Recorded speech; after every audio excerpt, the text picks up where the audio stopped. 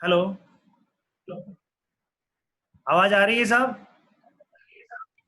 हाँ सर। चलिए, देखिए हम एक बार थोड़ा सा रिकैप करते हैं। अभी हम करते हैं सेक्शन 55 भी करेंगे चारों, लेकिन थोड़ा सा रिकैप करें।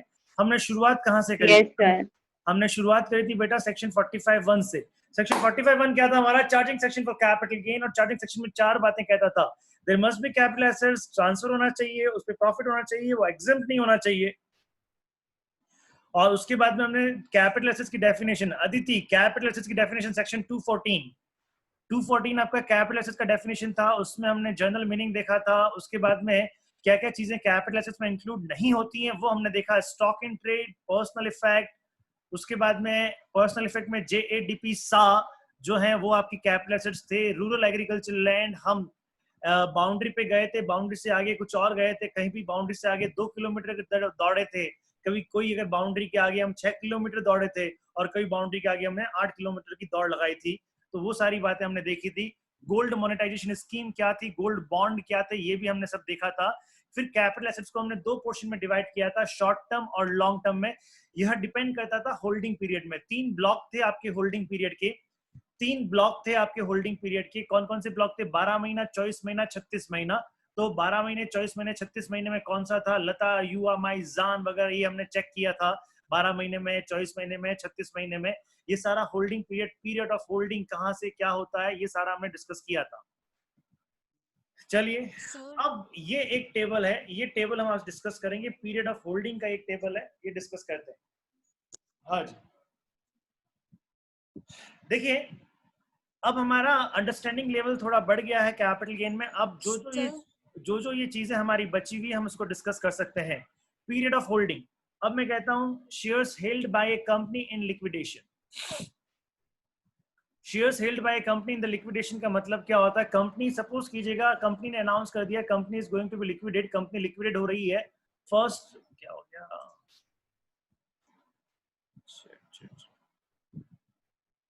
अरे यार ये कोई ऐड नहीं हो पा रहा होता तो क्या करना पड़ता अपने को? किसी को कोई आइडिया है क्या? सर जो ऐड नहीं हो पा रहा उसको बोलो दूसरे फोन से ट्राई करे। नहीं सर, मीटिंग से पहले ही आपके पास सेटिंग होती है, उसके अंदर आप है ना अलाउ कर दो सबको, मतलब आपके पास रिक्वेस्ट नहीं आएगी। अभी आ रही होगी मीटिंग एडमिट की सर, एडमिट करके आ रहा होगा।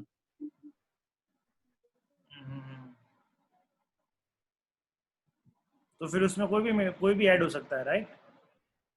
ना सर, आईडी और पासवर्ड तो आपने दिया ही हुआ है ना, हम लोगों को ही दिया है, हम लोग ही ऐड हो पाएंगे, कोई और नहीं हो पाएगा। नहीं वो मैं चेक करता हूँ, बस सेटिंग में जाके चेक करता हूँ कहाँ से आता है।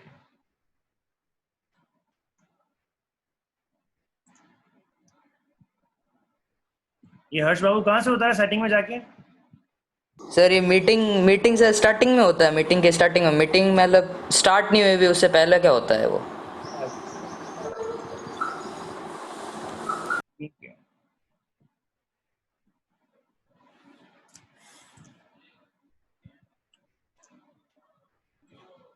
अच्छा पहला पॉइंट क्या आपका? Shares held in a company in liquidation.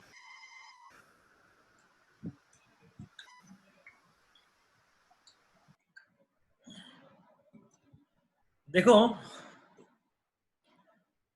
अब यहाँ पे सपोज कीजिएगा मैंने एक कंपनी के शेयर्स परचेज किए हुए हैं, और वो शेयर्स, अभी स्क्रीन दिख रहा है ना सबको? Yes sir. शेयर परचेज किया बेटा मैंने, एक परचेज किया फर्स्ट, मान लेते हैं 1 जनवरी 2019 को मैंने शेयर्स किसी कंपनी का एक्स लिमिटेड के शेयर्स मैंने परचेज किए। 1 जनवरी 2019 को। अब हुआ क्या, वह कंपनी, अच्छा वो लिस्टेड कंपनी है, क्या है वह? लिस्टेड कंपनी है। वह लिस्टेड कंपनी लिक्विडेट हो गई। वह लिस्टेड कंपनी क्या हो गई? लिक्विडेट हो गई।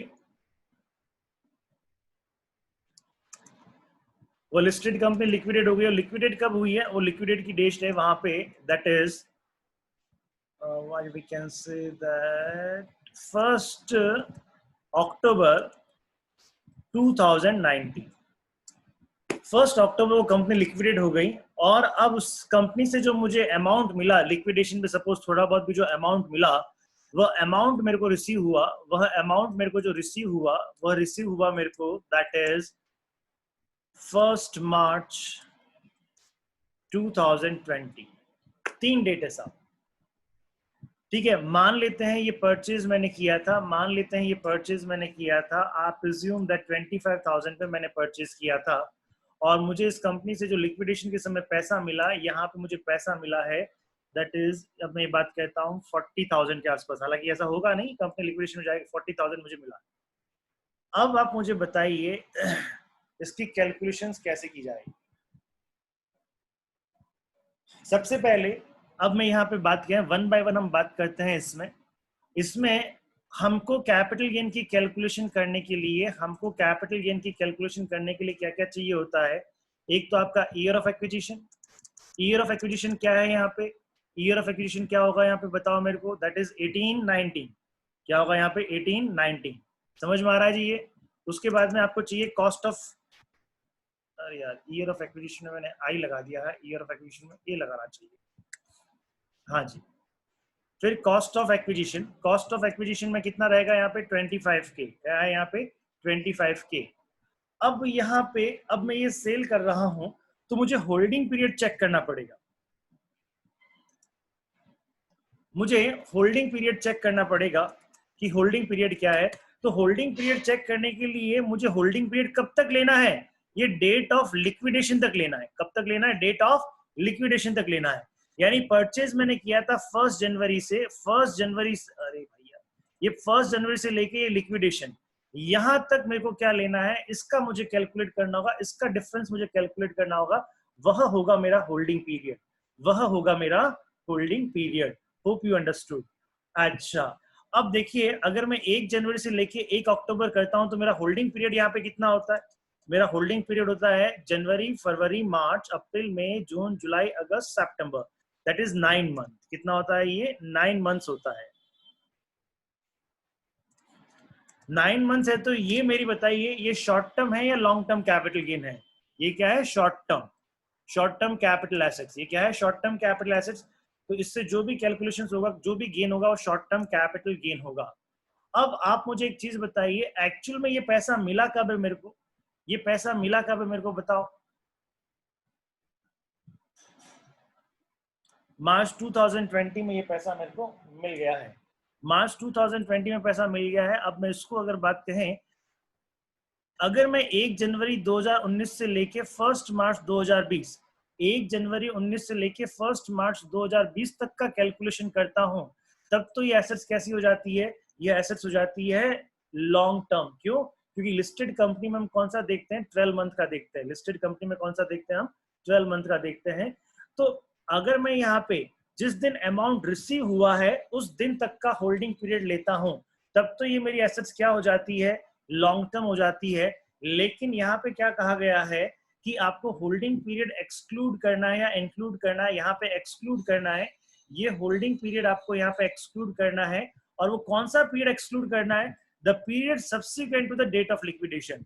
यानी 1 अक्टूबर के बाद का, 1 अक्टूबर के बाद का ये जो भी पीरियड है, 1 अक्टूबर से लेके 1 मार्च तक का जो भी पीरियड है, इस पूरे पीरियड को हम होल्डिंग पीरियड में कंसीडर करेंगे ही नहीं, और उसको हम कंसीडर करेंगे ही नहीं। इसको कंसीडर ना करते हुए होल्डिंग पीरियड की कैलकुलेशन और उसके अकॉर्डिंग शॉर्ट टर्म और लॉन्ग टर्म की कैलकुलेशन। होप यू अंडरस्टूड, आपको ये पॉइंट समझ में आ गया होगा। सर ऐसा क्यों करते हैं, लिखा हुआ बेटा, क्यों की बात नहीं है यहाँ पे, ऐसा करते हैं बस, ठीक है। अच्छा हाँ सर हाँ लॉजिक नहीं है। नहीं सर रिया कनेक्ट नहीं हो पा रही है। अरे मैंने सोचा तू कुछ प्रॉब्लम पूछ रही है। नहीं कोई प्रॉब्लम नहीं है। या तो यार सर लिक्विडेशन का क्या मतलब हुआ, कंपनी बंद हो गई बेटा। अच्छा लिक्विडेशन का मतलब कंपनी बंद हो गई, अब कंपनी का कारोबार खत्म कर दिया। हालांकि साउंड नहीं आ रहा आपका, हाँ साउंड आपका सही नहीं आ रहा था अभी। अभी आ गया। हाँ आप सही है। लिक्विडेशन का मतलब है कंपनी क्लोज हो जाना। Okay sir. तो जब कंपनी क्लोज होती है ना तो एक डेट को अनाउंस कर देती है कि अब इस डेट के बाद में कंपनी के कोई भी ट्रांजेक्शंस नहीं होंगे, company is going to be closed, अब उसका लिक्विडेशन प्रोसेस स्टार्ट हो जाएगा। तो 1 अक्टूबर तक तो कंपनी फिर भी थोड़ा बहुत बिजनेस कर सकती है, जो भी उसका होता है। उसके बाद में क्या होगा, 1 अक्टूबर के बाद में कंपनी का लिक्विडेशन प्रोसेस स्टार्ट हो जाएगा। तो अब उसको लिक्विड कंपनी, वही लिक्विडेशन का मतलब वही एसेट्स को रियलाइज करो, लायबिलिटीज को पे करो, ठीक है ना, वो सारी बातें शुरू हो जाएगी। यार रिया कनेक्ट नहीं हो पा रही है, तो रिया तो मेरे पास में इसका रिक्वेस्ट भी नहीं आया है। सर मैं एक बार उसको वापस बोलती हूँ। तो बोलो वापस कनेक्ट करे एक बार, देखिए किसी और। उसके पास तो 2 फोन है ना, J6 भी है एक।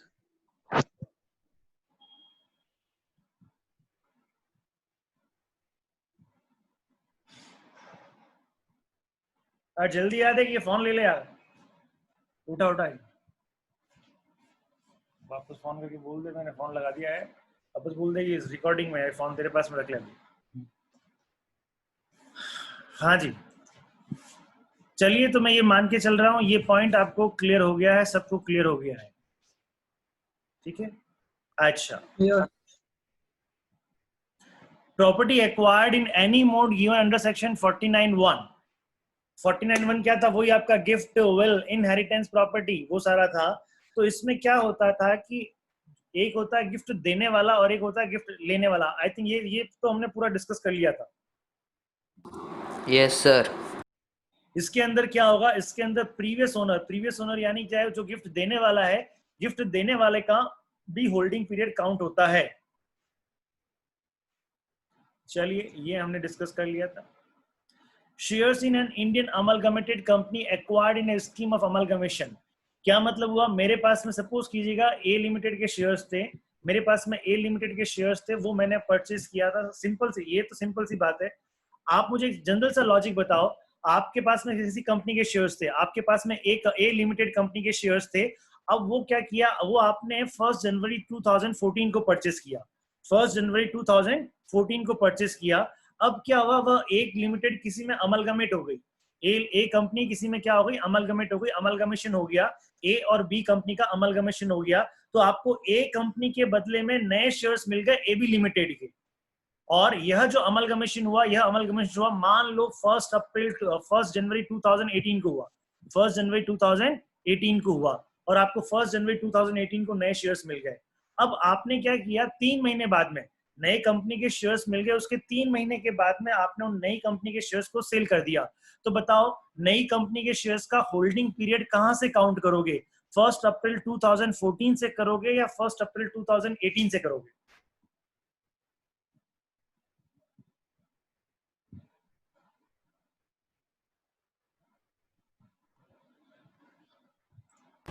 सर वापस बताना एक बार, बीच में बुला लिया।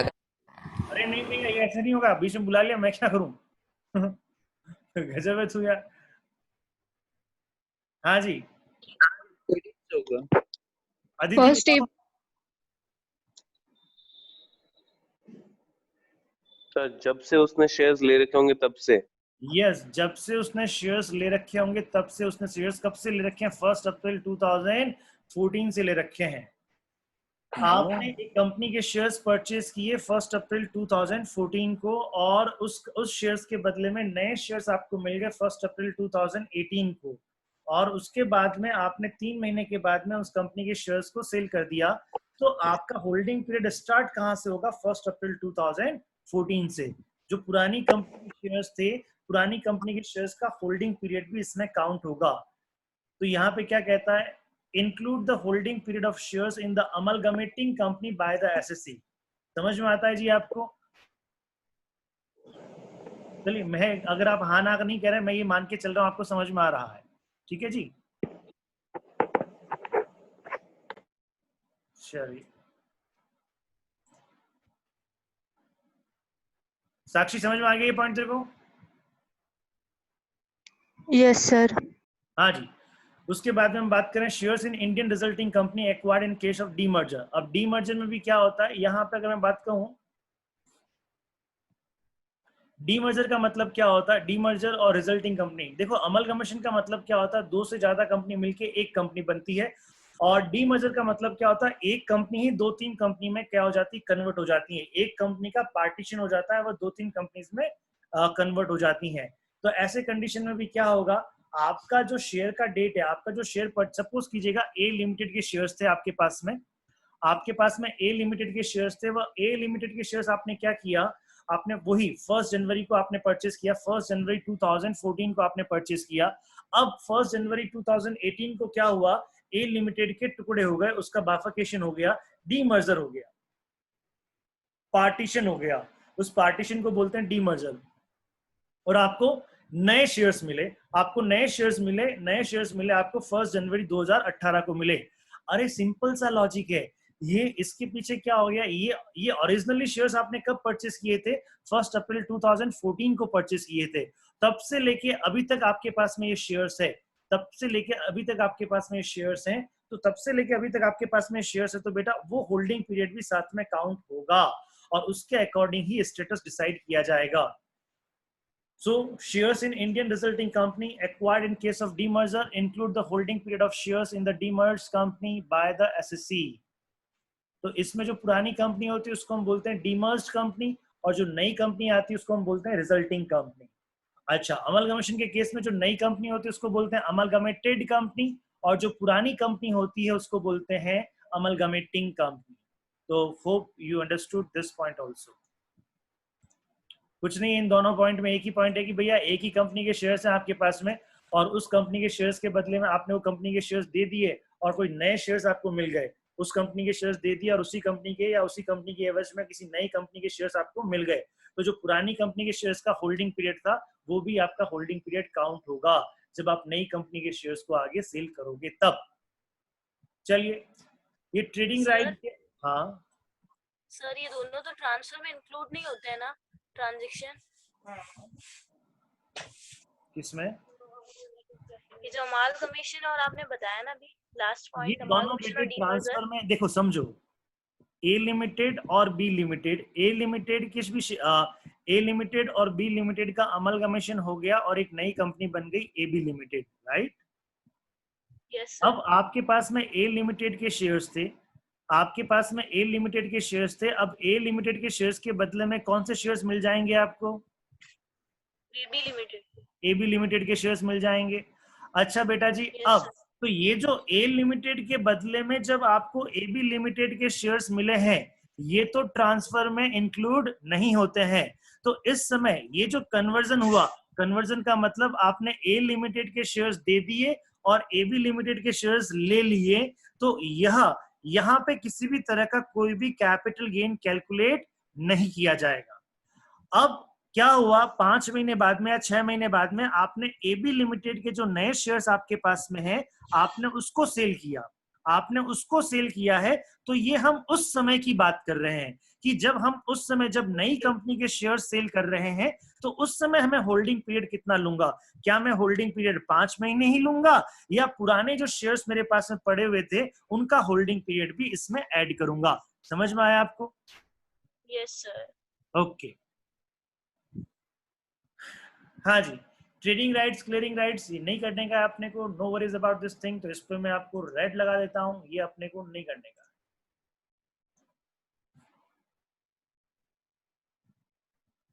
रिकॉग्नाइज स्टॉक एक्सचेंज, ये भी क्या बला है, ये बला थोड़ी सी मैं आपको समझा देता हूँ। रिकॉग्नाइज स्टॉक एक्सचेंज थोड़ा बहुत मैं समझा देता हूँ, जरूरी नहीं कि आपको पूरा समझ में आए, और अगर ज्यादा नहीं समझ में आता तो भी दिमाग में लगाने का, एग्जाम पॉइंट ऑफ व्यू से लीस्ट इंपोर्टेंट है। अभी तक आज तक तो इसमें कोई क्वेश्चंस बना नहीं है और आगे भी बनने की संभावना नहीं है। आइए, है क्या ये क्या कहता है कि equity shares in a company acquired by a person pursuant to the demutualisation corporatisation of the recognised stock exchange. इससे पहले ये जो रिकॉग्नाइज्ड स्टॉक एक्सचेंज है, ये समझने से पहले मैं आपको एक एग्जांपल समझाता हूं। सपोज कीजिएगा आपको पता है पहले शेयर्स फिजिकल फॉर्म में होते थे और अब डीमेट फॉर्म में होते हैं, ये पता है आपको? कोई एक यस सर। हाँ, वो कोई एक आधा हाँ बोल जाओ, ठीक है ना, जरूरी नहीं सब हाँ बोलो, एक आधा हाँ बोल जाओ तो सब एक की हाँ में सबकी Yes, हाँ हो sir. जाएगी। हाँ। अरे रिया गई।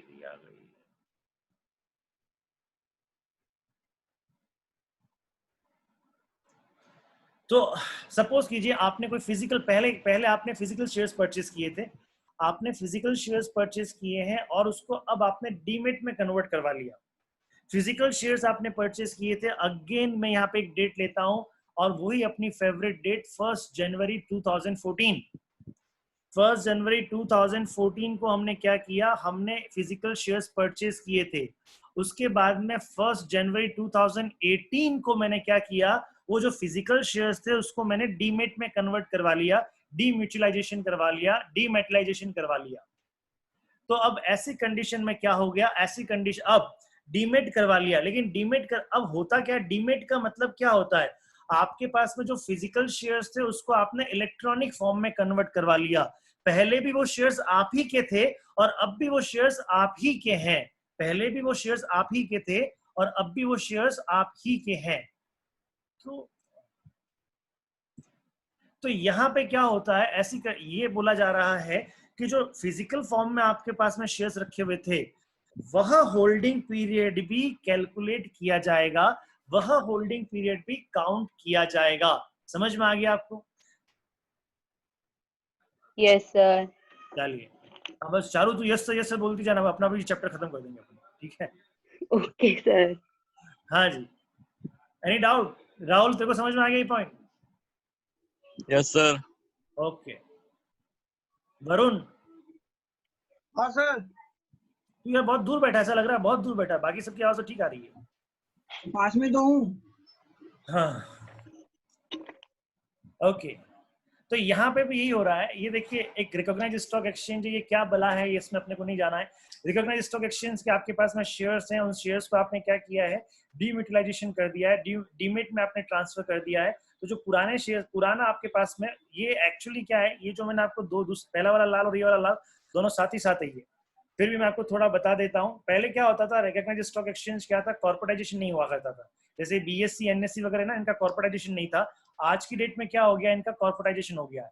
आज की डेट में इनका कॉर्पोरेटाइजेशन हो गया है। और अरे क्या हो गया,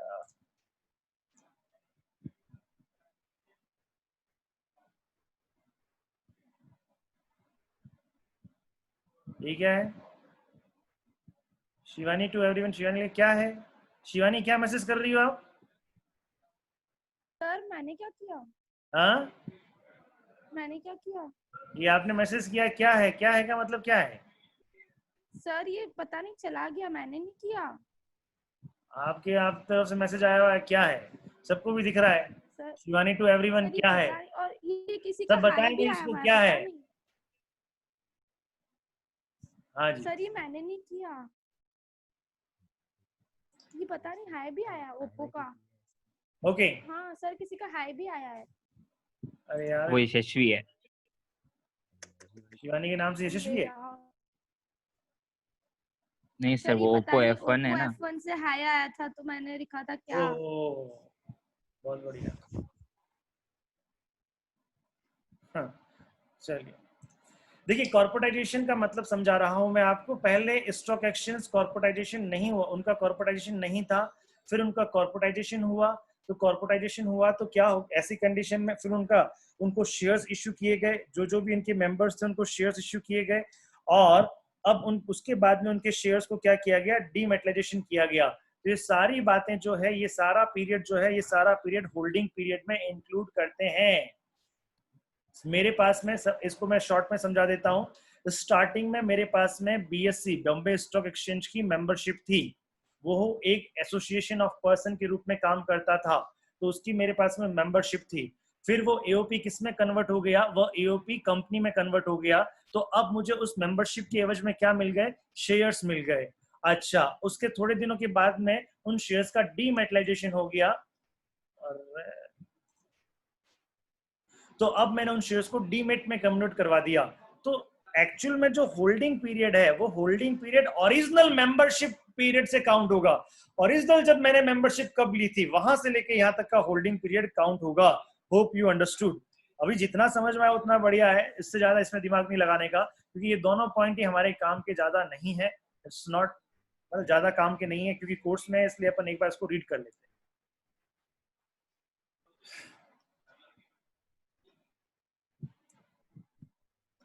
चलिए, इसमें मुझे यही आपको समझाना था। उसके बाद में आइए फिर capital assets must have been transferred, और ट्रांसफर का हमने सेक्शन 247 हमने डिस्कस कर लिया था, और ट्रांसफर में क्या क्या होता है ये हमने डिस्कस किया था।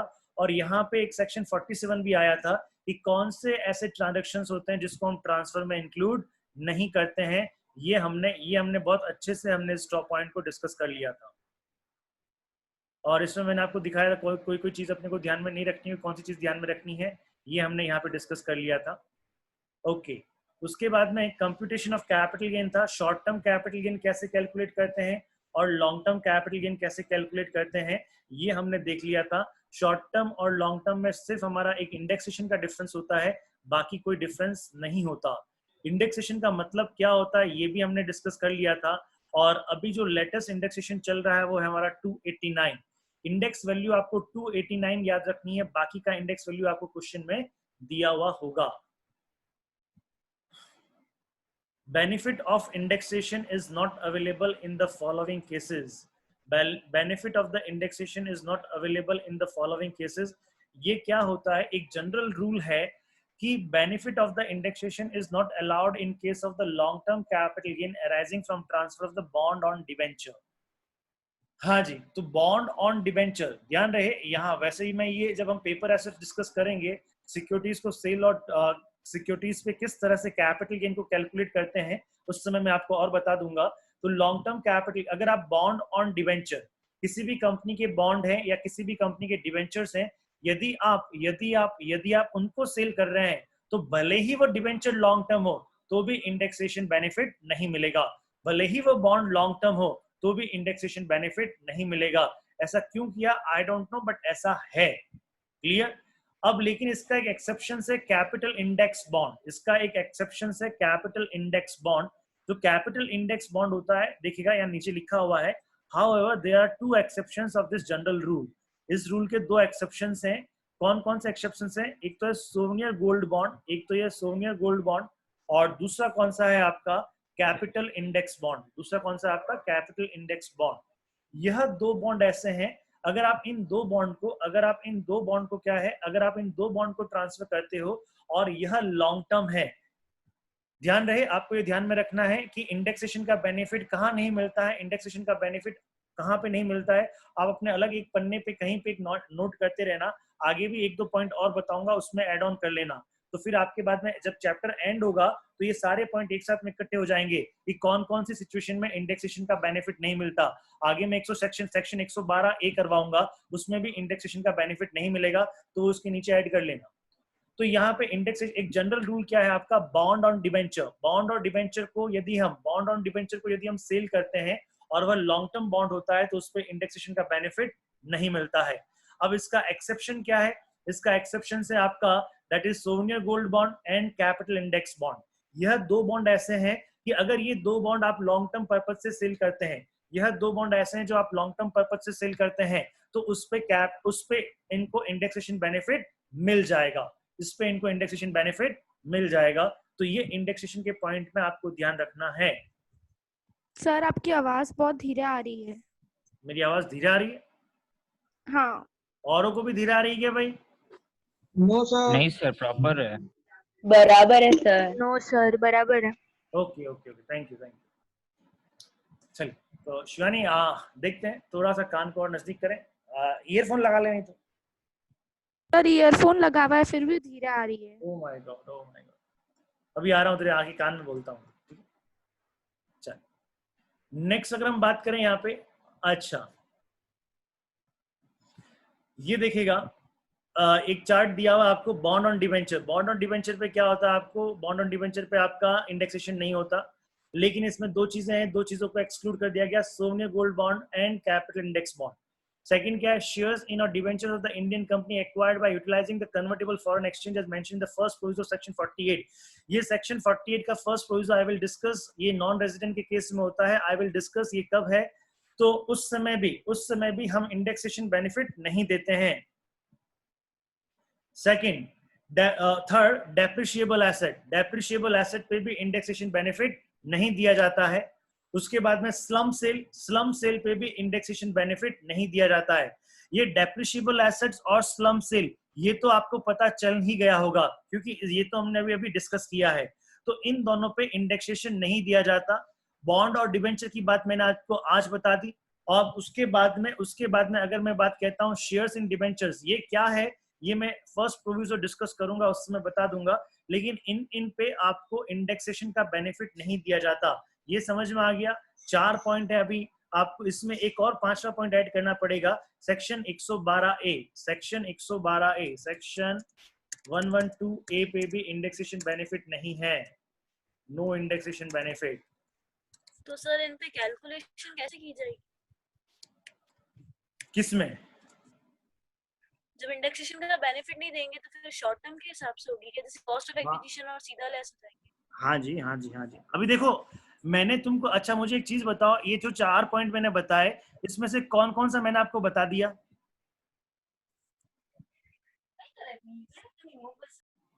बोलो। तो स्लम सेल का हो गया, स्लम सेल का हो गया, डेप्रिशिएबल एसेट्स का हो गया, डेप्रिशिएबल एसेट्स का हो गया। तो इन बॉन्ड दोनों और डिबेंचर की आपने थियरी बताई। हाँ, स्लम सेल का हो गया और डेप्रिसिएशन का हो गया। तो लास्ट ये 2 पॉइंट है, ये 2 पॉइंट मैंने आपको कैपिटल गेन कैसे कैलकुलेट करते हैं ये डिस्कस कर लिया, ठीक है। अब बाकी ये जो बॉन्ड है, ये शेयर्स हैं और ये सेक्शन 112A है, ये मैंने अभी डिस्कस किया ही नहीं है, ये मैं आपको डिस्कस करूंगा। तो आपके पास में अभी सिर्फ मैं ये बता रहा हूं, इसमें इनका इंडेक्सेशन बेनिफिट नहीं मिलेगा। क्लियर? गुंजन समझ में आया? Yes sir. हाँ जी। फिर हमको कैपिटल गेन कैलकुलेट करते समय हम ये सारी चीजें देखते हैं, ये हमें पता ही है। Okay, full value of consideration. Full value of consideration का मतलब क्या है आपको समझ में आ गया होगा। इसको एक बार थोड़ा सा हम डिस्कस करेंगे। Full value of consideration means what the transferor received or is entitled to receive as consideration for the capital asset transfer, ठीक है। The expression full value means the whole price without any deduction whatsoever, and it cannot refer to the adequacy or inadequacy of the price bargained for। खैर इसमें कोई मतलब नहीं है। अच्छा, जब full value of consideration instalment में मिलता है, जब आपने कोई सेल किया, आपने सपोज कीजिएगा आपने किसी को सेल किया, आपने किसी को एसेट सेल किया और उसने कहा यार मैं 2 साल में दे दूंगा, मैं 2 साल में कंसीडरेशन दे दूंगा। मान लेते हैं आपने किसी अपने पर्सन, ओहो लेस देन ए मिनट, एक मिनट में वापस इसको जाके वापस मैं ज्वाइन करता हूँ बेटा, मीटिंग ज्वाइन करता हूँ। एक दिन लेस देन ए मिनट ही रहा है।